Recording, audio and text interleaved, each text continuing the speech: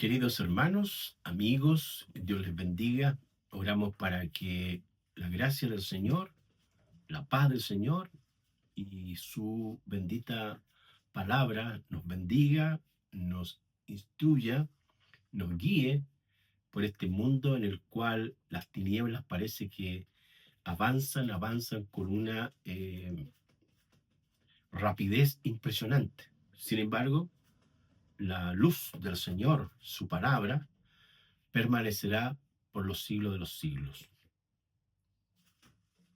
El pasaje que hoy vamos a comentar y que vamos a leer está ahí en Génesis capítulo 4, los versículos 1 hasta el 17. Vamos a leerlo, reitero, Génesis capítulo 4, versículos 1 al 17, que dicen así.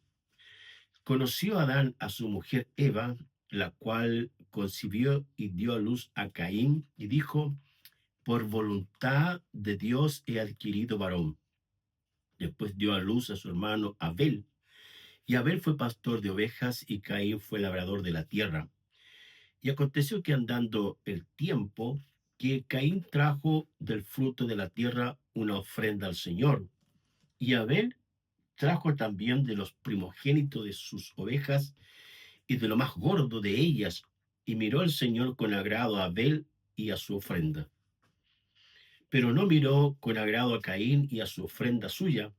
Y se ensañó Caín en gran manera y decayó su semblante. Entonces Dios dijo a Caín: ¿por qué te has ensañado y por qué ha decaído tu semblante? Si bien hicieres, ¿no serás enaltecido? Y si no hicieres bien, el pecado está a la puerta. Con todo esto a ti será su deseo, y tú te enseñorearás de él.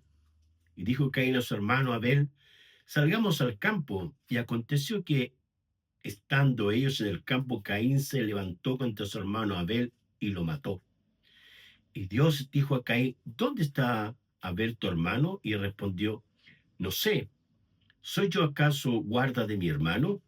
Y él le dijo: ¿qué has hecho? La voz de la sangre de tu hermano clama a mí desde la tierra.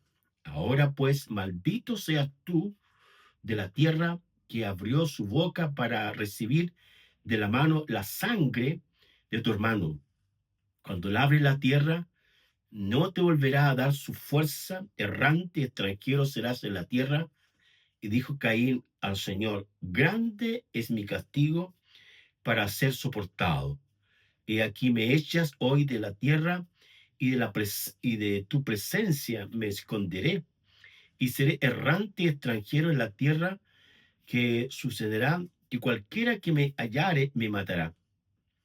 Y respondió el Señor: ciertamente cualquiera que matare a Caín 7 veces será castigado. Entonces el Señor puso señal en Caín, para que no le matase cualquiera que le hallare. Salió pues Caín de delante del Señor, y habitó en tierra de Nod, al oriente de Edén. Y conoció Caín a su mujer, la cual concibió y dio a luz a Enoc, y edificó una ciudad, y llamó el nombre de la ciudad el nombre de su hijo Enoc. Vamos a hablar en el día de hoy de la vida de Caín. La vida de Caín. Ese es el tema que vamos a compartir en este día. Digamos algunas precisiones preliminares para luego entrar en el tema. La palabra Caín, refiriéndose al nombre de este hombre, significa adquirido o posesión. Eva es la esposa de Adán, quien expresa estas palabras señalando que ha sido Dios quien le ha dado a su hijo Caín. Esto es muy importante porque la Sagrada Escritura se va a volver a reiterar. Muchas mujeres reconocen que ha sido el Señor quien les ha dado a sus hijos. Y en este aspecto, a veces suceden situaciones en la mujer que no pueden tener hijos. Pero cuando el Señor interviene y cuando las personas buscan al Señor, todopoderoso es el Señor para bendecirles con hijos. Ahora, en el pasaje que hemos leído, que es Génesis 1 al 17, es bastante extenso, pero hay muchos detalles que pueden aportarnos lecciones para nosotros en el contexto de la vida moral, la vida matrimonial y la vida espiritual. Veamos aquellas características que vamos a observar, la cual serán 4 de ellas. La primera, el origen de Caín. Ya hemos dicho que su nombre significa adquirido, posesionado, en este caso de parte del Señor. Y es, como dice el pasaje en el 4:1, Eva, su madre, dice que Dios le ha dado este hijo. Algunos comentarios hablan de que el nombre Caín en su etimología significa un varón con la ayuda de Dios. Ahora, Dios es el que da los hijos, dice la palabra del Señor. Y allí en Génesis capítulo 17, vamos a leer algunos pasajes. Génesis capítulo 17, hay una mujer llamada Sara, que era estéril. Y en este capítulo, el capítulo 17 hasta el 21, perdón, capítulo 17, 18, 19, 20 y 21, se narra la historia de cómo el Señor bendijo a Abraham y también a Sara, que Sara era estéril, con un hijo llamado Isaac. También tenemos a Rebeca, el segundo ejemplo, y en Génesis 25, en el versículo 21, que dice, y oró Isaac al Señor por su mujer, que era estéril, y lo aceptó el Señor y concibió Rebeca, su mujer. Aquí hay otro detalle muy interesante y muy importante, que fue el esposo, en este caso Isaac, quien yo creo que tenía claro en su mente y en su espíritu que sus padres, Abraham y Sara, habían orado por él y Dios lo había entregado y era una bendición del Señor como hijo. Y esa misma modalidad, esa misma forma, aprendió Isaac también a orar por su esposa Rebeca, y el Señor escuchó esa oración y le respondió. 2 hijos son los que nacieron ahí, Isaac perdón, Esaú y Jacob. Esaú y Jacob. Esos son los 2 hijos que nacieron de allí, de Isaac y Rebeca. En tercer lugar aparece Ana, allá en Primera de Samuel. Vamos a buscar ese texto en Primera de Samuel. En el capítulo 1 y capítulo 2 se narra esta historia muy interesante donde el Cana, que era el esposo, y Ana, su esposa, es la persona que va al templo como era su costumbre y a buscar la ayuda del Señor para que Él intervenga. Y esta mujer hace un voto, un compromiso con el Señor. Si que Dios le bendice con un hijo, ella lo va a dedicar toda su vida al Señor. Y es así como el pasaje revela claramente cómo el Señor escuchó la oración de esta mujer llamada Ana. Hoy día hay muchos esposos y también esposas que no saben a quién acudir, que acuden a la ciencia moderna para obtener hijos. Pero la pregunta es, ¿se habrá acabado el poder de Dios? Yo creo que no, yo creo que no. Dios está en su trono y es todopoderoso para hacer milagros, prodigios y señales en su vida, en su matrimonio, en su hogar. Y Él está esperando que nosotros, usted o yo, o todos nosotros, si hay algunas situaciones difíciles, complejas, las cuales no podemos resolver, doblemos nuestras rodillas y clamemos al Señor, porque Dios es todopoderoso para respondernos. En segundo lugar, está la ocupación que tenía Caín.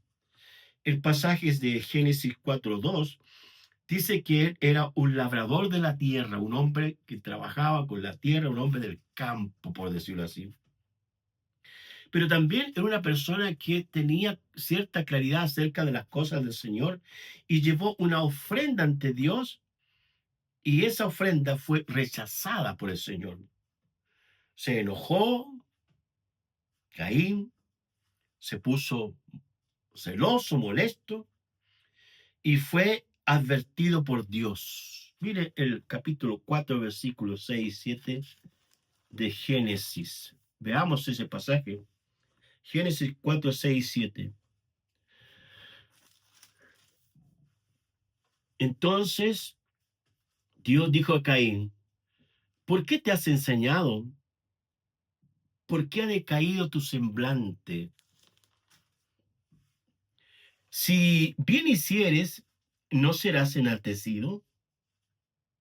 Y si no hicieres bien, el pecado está a la puerta. Con todo esto, a ti será su deseo y tú te enseñorearás de él. ¿Cómo este hombre Caín trabajaba la tierra? Era un agricultor y llevó una ofrenda para el Señor. Y Dios rechazó esa ofrenda. El pasaje del Nuevo Testamento, han pasado ya más de 2000 años de la revelación sagrada, y es el autor de Hebreos, quien habla de que la ofrenda de Caín no fue con fe. No fue confiando en el Señor, que era a Dios quien se le hacía la ofrenda, y que el Señor era quien recibía esa ofrenda. No era una ofrenda liviana, cualquiera, sino que todo lo que se hacía al Señor tenía que hacerse lo mejor de lo mejor.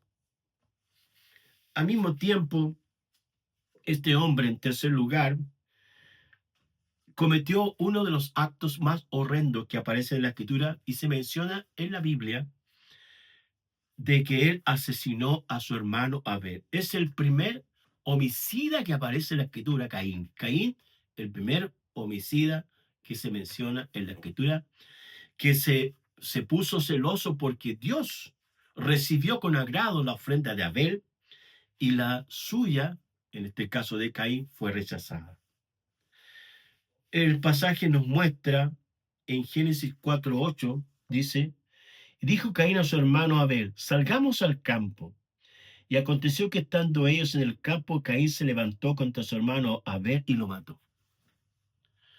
Un conflicto, una situación difícil que se desencadenó con una pérdida de una persona, la vida de alguien, donde Caín no supo soportar, aceptar que el Señor no aceptó su ofrenda, sino que fue rechazada. Y él, en vez de canalizar adecuadamente su frustración y celo y egoísta y rabia e ira, se desquitó con su hermano Abel. Qué lamentable.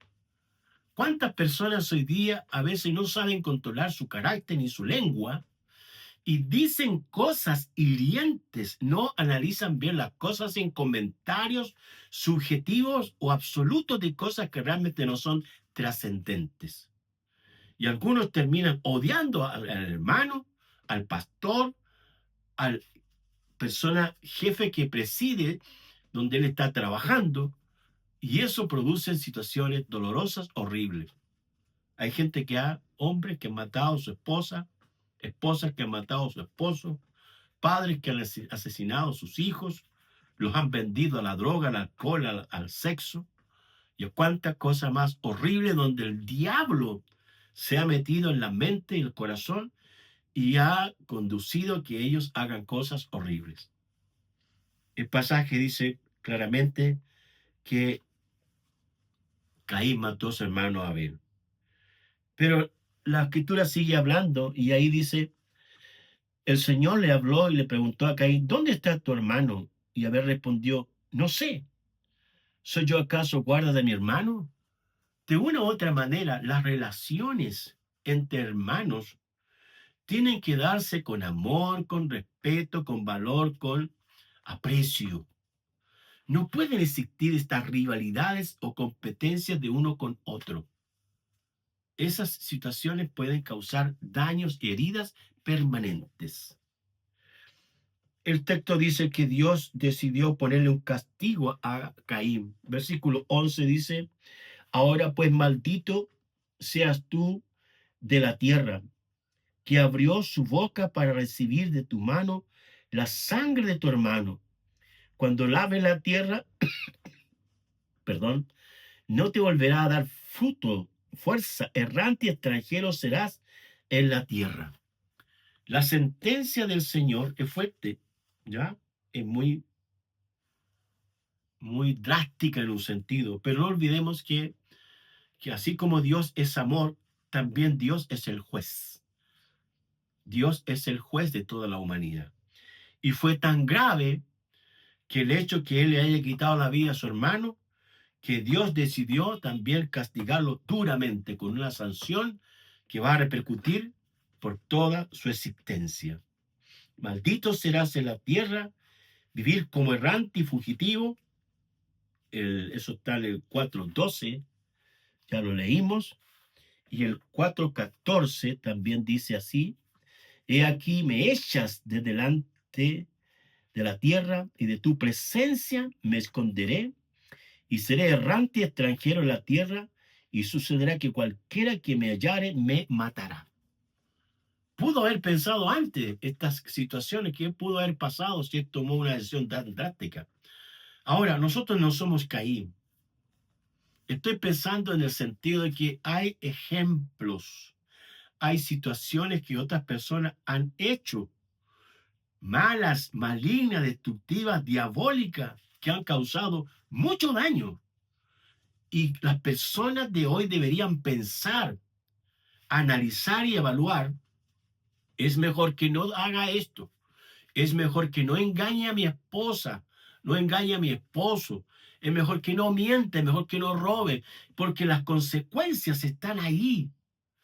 Es lo mismo cuando en las Sagradas Escrituras, vamos a ver un pasaje en el Nuevo Testamento, donde el autor nos enseña lo siguiente, y es para que usted y yo estemos atentos siempre. Romanos 15, versículo 4, dice, porque las cosas que se escribieron antes, Pablo está hablándole a creyentes de que aquellas cosas que se escribieron antes, todo el Antiguo Testamento está lleno de lecciones de hombres que fueron temerosos de Dios, pero hay algunos que fueron rebeldes e idólatras y cosecharon un desastre para su vida, su matrimonio y su familia y terminaron mal. Dice, para nuestra enseñanza se escribieron a fin de que por la paciencia y la consolación de las Escrituras tengamos esperanza. O sea, todas las cosas que pasaron o que han pasado, que han sucedido, son para que usted y yo pensemos, analicemos y busquemos el bien en el futuro. Hacia atrás ya no podemos modificar las cosas que pasaron hacia atrás, no las podemos modificar, pero sí podemos modificar y cambiar y mejorar nuestra vida futura en el Señor. ¿Cuántas veces le hemos dicho a muchos jóvenes cristianos que se enamoran y se casan con personas que son no creyentes? Y la palabra del Señor prohíbe eso. Dice, no se unan en yugo desigual con los incrédulos, porque ¿qué compañeremos ante la luz con las tinieblas? Cristo con Belial, justicia con injusticia, el templo de Dios y el templo de los ídolos. No hay ninguna armonía, ninguna sincronización. Pero este joven se pasa los límites, se casa con una mujer no cristiana y después vienen los problemas, el dolor y a veces después la separación. Y culpan a Dios. ¿Qué tiene que ver Dios? Si Dios ya nos advirtió, ya nos habló antes. Entonces, hay que pensar, hay que orar, hay que evaluar, hay que sentarse y pedirle al Señor que Él nos guíe, que Él nos ilumine, para que de esa forma su gracia y su bendición sea derramada sobre nosotros. Bendito sea el Señor. En cuarto lugar está la descendencia de Caín. El pasaje bíblico dice que él conoció a su mujer, eso está en el 4:17, dice, conoció a Caín, a su mujer, la cual concibió y dio a luz a Enoc, y edificó, una ciudad, y llamó su nombre de aquella ciudad de su hijo Enoc. Es decir, la descendencia de Caín es Enoc, construyó una ciudad, ya lo hemos mencionado, y Caín en un sentido representa, en primer lugar, el pecado no dominado. Es decir, lo que algunas veces se llama el pecado regalón. No existe en la Biblia pecado regalón, pero la gente hace análisis y comenta de este tipo de cosas, donde hay una práctica interna que domina a la persona, por ejemplo, la mentira. Hay creyentes que son mentirosos. La ira, hay gente que no se domina, no se controla. Las groserías, hay gente grosera para hablar, está acostumbrado a hablar puras groserías. La inmoralidad, gente que fornica con una mujer, con otra y así. La idolatría, y así. Hay una serie de pecados que dominan a las personas y las personas no han logrado controlar ni dominar eso. Por ejemplo, la persona que miente tiene que entender que la mentira es del diablo y que él ahora en adelante tiene que decir la verdad, hablar siempre la verdad. Bien. También Caín representa la envidia. Se enojó porque el Señor aprobó, recibió, le agradó la ofrenda de Abel. También representa la violencia, es un hombre que no supo resolver su diferencia en paz con su hermano. La Escritura dice, bienaventurados los pacificadores, porque de ellos serán llamados hijos de Dios. Y también el privilegio de rechazar la corrección divina. El peligro de rechazar la corrección divina. En el Nuevo Testamento es mencionado como modelo de maldad y odio.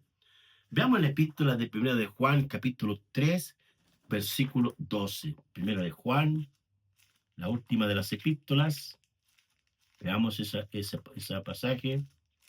1 de Juan, capítulo 3, versículo 12. Dice, voy a leer el versículo 11, dice, porque este es el mensaje que habéis oído del principio, que se amen unos a otros. No como Caín, que era del maligno y mató a su hermano. ¿Y por qué causa lo mató? Porque sus obras eran malas y la de su hermano justas. El tema es que Caín no aprendió a amar a su hermano Abel y lo asesinó y le quitó la vida. Pero el Señor menciona, el apóstol Juan acá, que Caín era del maligno. Tenemos, hermanos amados, que tener mucho cuidado. O somos del Señor, o aprendemos a amar, aprendemos a perdonar y dejar todas las cosas en la mano del Señor, o las cosas pueden causarnos mucho daño. Ahora, el pasaje no menciona la muerte de Caín. No se dice cuántos años tuvo. Y eso en un sentido es trágico, porque no es tan importante el cómo empezamos a vivir la vida de fe, sino cómo terminamos. El Señor Jesucristo inició su ministerio gloriosamente, lleno del Espíritu Santo. Murió y resucitó y fue alzado a los cielos. El profeta Elías, un hombre sujeto a pasión igual que las nuestras, dice la Escritura que fue alzado gloriosamente a través de un carro de fuego a los cielos. Moisés, el Señor se lo llevó. Enoc, más adelante vamos a hablar de otros hombres que murieron honrosamente porque pensaron, analizaron y sirvieron al Señor. De la vida de Caín tenemos que aprender y darnos cuenta y ser cuidadosos con respecto al no controlarnos, no dominarnos, porque la Escritura dice que Dios no nos ha dado espíritu de cobardía, sino de amor, de poder y de dominio propio. Dominio propio. Tenemos que controlarnos y tenemos que aprender a bendecir a otros y no maldecirlos. Y en cuanto dependa de nosotros, tenemos que aprender a vivir en paz con todas las personas. Si alguien quiere ser belicoso, alguien quiere ser peleador, hablar mal, quiero decirle que ese camino no es el camino correcto como un hijo de Dios. Es necesario que la persona se arrepienta y diga al Señor, Señor, cambia mi corazón, cambia mi forma de hablar, mi forma de pensar y aprender a vivir en el espíritu y no satisfacer los deseos de la carne. Queridos amigos y hermanos, que Dios les bendiga y muchas gracias.